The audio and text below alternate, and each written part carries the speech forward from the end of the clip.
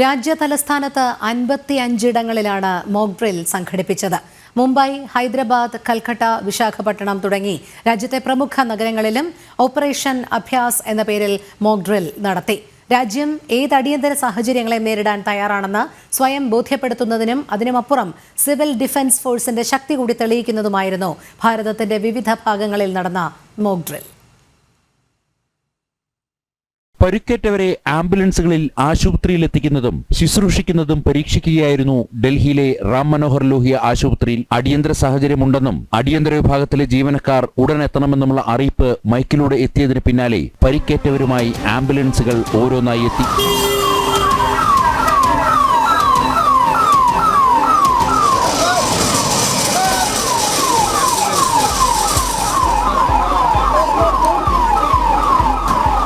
ആശുപത്രിയിലെത്തിച്ചവരിൽ ഗുരുതര പരിക്കേറ്റവരെ ഐസിയുവിലേക്ക് മാറ്റി. കാലൊടിഞ്ഞവരെ ഓർത്തോ വിഭാഗത്തിലേക്ക് മാറ്റുന്നതും മോക്ക് ഡ്രില്ലിലൂടെ പരീക്ഷിച്ചു.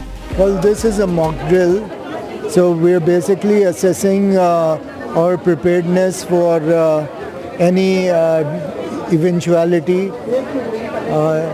that arises.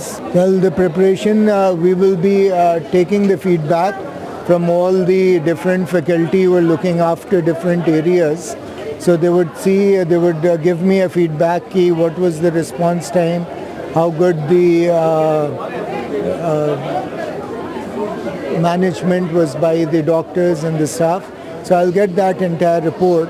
So far, whatever I'm seeing, it seems to be going pretty good.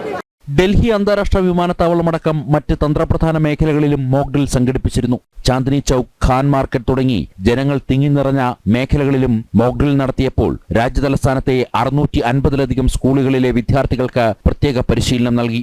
Mumbai, Kolkata, Bengaluru, Pune, Hyderabad, Ahmedabad, Chennai, Surat തുടങ്ങി രാജ്യത്തെ മെട്രോപൊളിറ്റൻ നഗരങ്ങളിലും മോക്ക് ഡ്രിൽ സംഘടിപ്പിച്ചു.